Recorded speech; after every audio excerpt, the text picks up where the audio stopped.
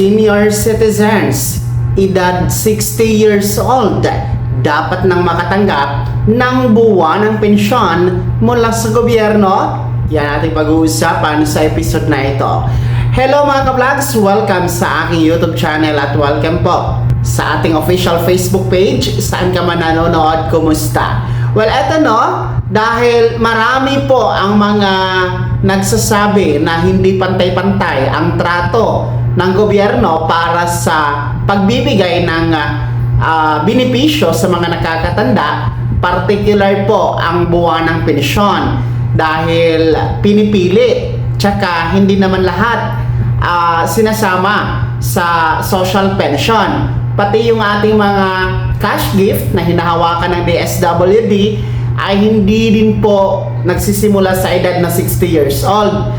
No? Binibigay po ang mga cash gift simula edad 80 years old hanggang 100 years old. Yun po yung panuntunan mga ka-vlogs. And marami nga ang umaalma sa ganitong sistema dahil hindi pantay-pantay at hindi po makatarungan ayon sa kanila ang pamamahagi ng pensyon at iba pang benepisyo sa ating mga nakakatanda. In short, may pinipili, may discrimination kumbaga. Kaya nga po, ang nararapat dito sa tingin natin ay pagtungtong pa lamang sa edad na 60 years old ang isang tao, no? Kasi ang senior citizen na edad ay pagtungtong talaga ng 60 years old, matatawag ka ng senior citizen. So dapat sa edad na yan, dyan pa lang ay dapat nang matikman ng senior ang buwanang pensyon, no? Ano man ang status sa buhay,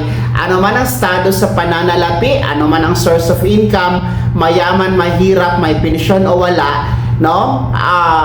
Lahat, no? Basta pagtungtong ng 60 ang edad, makakatikim na sa buwanang pensyon mula sa gobyerno, no? Na para sa lahat. Nang sa ganon, habang bata pa, habang makakakain pa, habang makakagala pa, habang mapapakinabangan pa ng isang senior citizen, ang kanyang buwanang pensyon talagang mapupunta sa kanya. Kasi minsan yung ating mga cash gift, lalong-lalo pa edad 80 years old, 85, 90, 95, di ba? Doon ibibigay ang 10,000 pesos cash gift, then yung 100,000 pesos for centenarian para sa 100 years old. Isipin nyo, ang tatanda na, yung iba dyan nakabedridden na, yung iba nakaratay na, yung iba hindi na nakakakilala, hindi na nakakalakad, hindi na nakakakain ng maayos. Yung kanilang mga cash gift na nakukuha mula sa gobyerno, hindi na nila napapakinabangan, napupunta lang sa check-up, napupunta sa gamot, napupunta sa pagpapa-hospital. Yung iba, pinag-aawayan pa ng mga anak, di ba? So, useless. No? Useless ang benepisyo na yan, yung cash gift na yan. Dito naman sa social pension, no, na 1,000 pesos under the DSWD, pinipili lang naman para lang sa mga indigent. Buti sana kung para sa indigent lang talaga yung mga nakakasama. Maraming mga kaso na kahit may kaya sa buhay, no? May pensyon naman sa SSS, GSIS or PFAO, nakakasali pa rin sa social pension, no?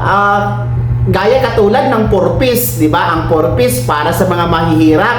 Kamakailan lamang merong balita na yung kumobra sa payout, yung isang miyembro ng purpose during sa payout, nakakotse at nagtatrabaho pa sa munisipyo, di ba? So para mawala ang mga ganung mga issue, mga diskriminasyon, talagang iwala na ang mga kriteria na yan.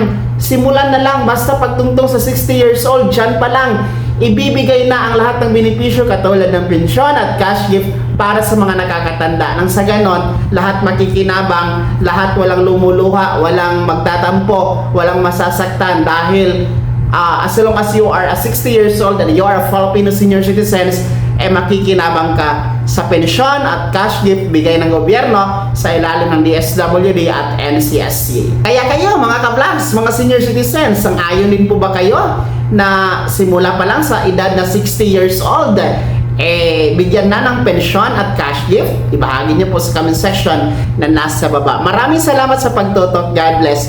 Mag-ingat po mga ka-vlogs.